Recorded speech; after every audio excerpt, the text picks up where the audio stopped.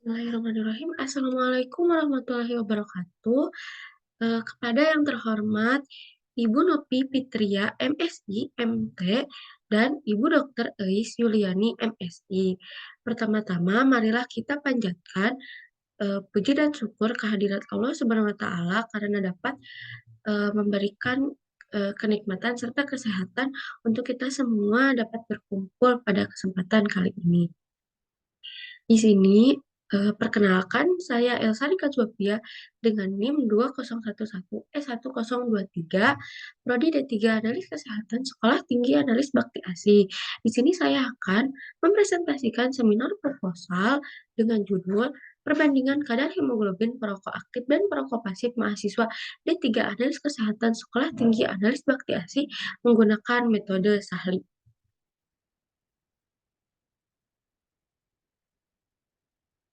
Eh, Yang akan dibahas pada seminar proposal kali ini yaitu ada bab 1 pendahuluan, bab 2 tinjauan pustaka, bab 3 metode penelitian. Untuk pendahuluannya ada latar belakang merokok adalah kebiasaan buruk karena dapat merusak tubuh. Kandungan yang ada di dalam rokok dapat berbahaya bagi tubuh. Karbon monoksida akan berikatan dengan hemoglobin karena hemoglobin mempunyai afinitas atau daya ikat pada karbon monoksida yang sangat tinggi dan melebihi oksigen.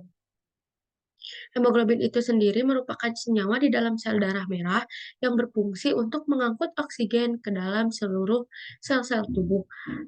Menurut penelitian Adamson 2005 dan Makawakes tahun 2016 yang menyatakan pada perokok berat terjadi peningkatan kadar hemoglobin. Peningkatan ini terjadi karena refleks dari mekanisme kompensasi tubuh terhadap kurangnya kadar oksigen yang berikatan dengan hemoglobin akibat diganti oleh karbon monoksida yang mempunyai afinitas terhadap hemoglobin yang lebih kuat, sehingga tubuh akan meningkatkan proses hematopoiesis lalu meningkatkan produksi hemoglobin akibat dari rendahnya tekanan parsial oksigen PO2 di dalam tubuh. Dan ada rumusan masalahnya yaitu bagaimana perbandingan kadar hemoglobin perokok aktif dan perokok pasif pada mahasiswa D3 analis kesehatan.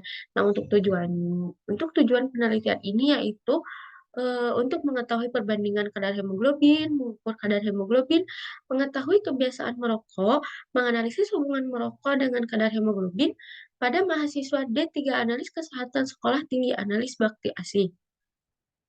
Nah, untuk manfaatnya, penelitian ini digunakan sebagai pengetahuan bagi penulis juga pembaca tentang perbandingan kadar hemoglobin perokok aktif dan perokok pasif, juga bahayanya mengkonsumsi rokok bagi kesehatan dan pengaruhnya terhadap kadar hemoglobin. Untuk hipotesisnya, terdapat perbedaan yang signifikan antara kadar hemoglobin perokok dan bukan perokok. Hasil sebaliknya didapatkan pada penelitian yang memperlihatkan bahwa tidak ada hubungan yang bermakna antara kebiasaan merokok dengan kadar hemoglobin. Untuk tinjauan pustakanya, di sini ada pengertian perokok, yaitu pengertian perokok aktif itu sendiri yaitu seorang individu yang merokok langsung, menghisap dan menghirup asap rokoknya sehingga berdampak pada kesehatan serta lingkungan sekitar. Untuk perokok pasif itu sendiri merupakan individu yang tidak memiliki kebiasaan merokok, tetapi harus menghirup asap rokok yang dihembuskan oleh orang sekitarnya yang merokok. Jadi ketika seseorang menghirup asap rokok atau menghisap, em, maka secara tidak langsung orang tersebut telah memasukkan bahan kimia ke dalam tubuhnya melalui asap rokok yang mereka hisap. Karena ketika rokok itu dihisap, bahan kimia yang terdapat pada kandungan rokok akan keluar melalui asap rokok yang telah dibakar. Kemudian ada pengertian hemoglobin, yaitu suatu protein tetrametik dalam eritrosit yang berikatan dengan oksigen serta bertugas dalam melepaskan oksigen tersebut ke dalam jaringan. Dalam penelitian ini digunakan pemeriksaan hemoglobin menggunakan metode SAHLI dengan prinsip hemoglobin diubah menjadi hematin asam, kemudian warna yang terjadi dibandingkan secara visual dengan standar warna pada alat hemoglobinometer. Kemudian di sini ada kerangka konsepnya. Pengambilan sampel darah pena dilakukan pada perokok aktif dan perokok pasif. Kemudian dilakukan pemeriksaan hemoglobin setelah dilakukan pengambilan sampel darah pena. Kemudian setelah dilakukan pemeriksaan hemoglobin menggunakan metode Sahli, maka dapat diketahui hasil perbandingan kadar hemoglobin perokok aktif dan perokok pasif. Nah, untuk metode penelitiannya di sini ada jenis penelitian menggunakan true eksperimen, yaitu di mana penelitian ini dilakukan langsung pada sampel darah perokok aktif dan perokok pasif mahasiswa D3 Analis Kesehatan Sekolah Tinggi Analis Bakti Asih. Kemudian desain penelitiannya yaitu pengukuran dan analisis di mana sampel darah dari perokok aktif dan perokok pasif dikumpulkan untuk dianalisis perbedaan kadar hemoglobinnya.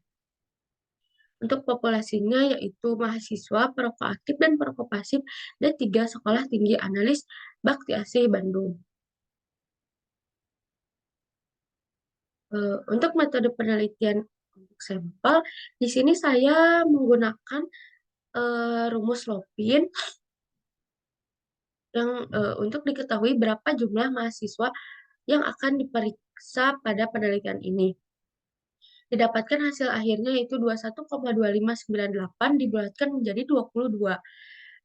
Maka sampel yang diambil sebanyak 22 orang dengan keseluruhan, yaitu 11 sampel darah perokok aktif dan 11 sampel darah perokok pasif mahasiswa D3 Analis Kesehatan Sekolah Tinggi Analis Bakti Asih. Untuk penelitiannya, lokasi penelitiannya yaitu dilakukan di Laboratorium Penelitian Sekolah Tinggi Analis Bakti Asih. Untuk waktunya yaitu pada bulan Januari sampai dengan bulan Februari. Untuk alat dan bahan yang digunakan pada penelitian ini yaitu hemometer Sahli, mikropipet, spuit, tabung serologi. Untuk bahannya itu adalah larutan HCl 0,1 N, sampel darah EDTA, serta Aquades. Untuk cara kerjanya yaitu tabung hemometer diisi dengan larutan HCl 0,1 N sampai dengan tanda 2. Darah pena dihisap dengan pipet Sahli sampai tepat pada tanda 20 mikron. Kelebihan darah yang melekat pada ujung luar pipet dihapus dengan kertas tisu secara hati-hati. Jangan sampai darah di dalam pipet berkurang karena dapat mempengaruhi hasil akhir dari nilai hemoglobin. Darah sebanyak 20 mikron ini dimasukkan ke dalam tabung yang berisi larutan HCl tadi tanpa menimbulkan gelembung udara. Pipet dibilas sebelum diangkat dengan cara menghisap dan mengeluarkan HCl dari dalam pipet secara berulang-ulang selama 3 kali. Tunggu 5 menit untuk pembentukan asam hematin.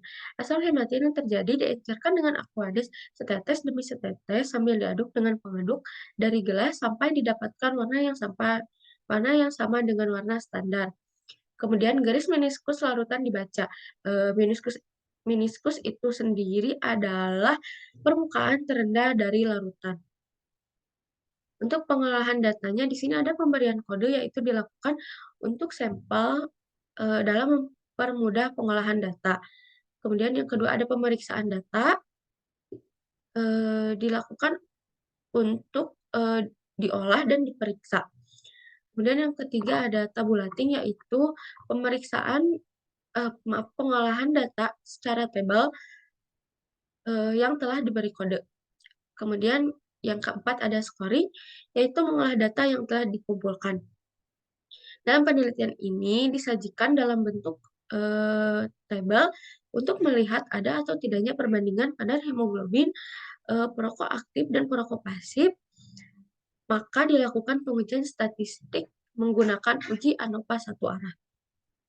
Kemudian di sini ada rencana rancangan biayanya. Untuk biaya reagen dan alat sekitar 700.000, biaya pembuatan proposal sekitar 150.000, biaya pembuatan KTI sekitar 300.000, dan ada biaya tak terduga sekitar 300.000. Maka total biaya yang dikeluarkan dalam penelitian ini yaitu 1.450.000. Kemudian ada jadwal kegiatannya. Ada studi literatur yang dilakukan pada bulan September, maka indikator pencapaiannya yaitu didapatkan literatur yang sesuai dengan topik, kemudian ada pengajuan judul yang dilakukan pada bulan September dan Oktober, kemudian indikator pencapaiannya judul tadi di-ACC, kemudian ada pembuatan proposal yang dilakukan pada bulan Oktober, November, dan Desember. Maka didapatkan proposal dari bab 1 sampai dengan bab 3. Kemudian ada, seminar proposal yang dilakukan pada bulan Januari, penelitian yang dilakukan pada bulan Januari dan Februari, maka didapatkan hasil penelitian. Kemudian ada pembuatan KTI yang dilakukan pada bulan Februari, Maret, dan April dengan indikator pencapaiannya yaitu selesai pembuatan KTI. Kemudian yang terakhir ada seminar tugas akhir pada bulan April dengan indikator pencapaian tugas akhir selesai dan lulus dengan nilai terbaik. Amin ya rabbal alamin. Terima kasih, sekian dari saya. Mohon maaf jika ada kata yang tidak jelas atau tidak dapat dimengerti. Sekian dari saya. Wassalamualaikum warahmatullahi wabarakatuh. Terima kasih.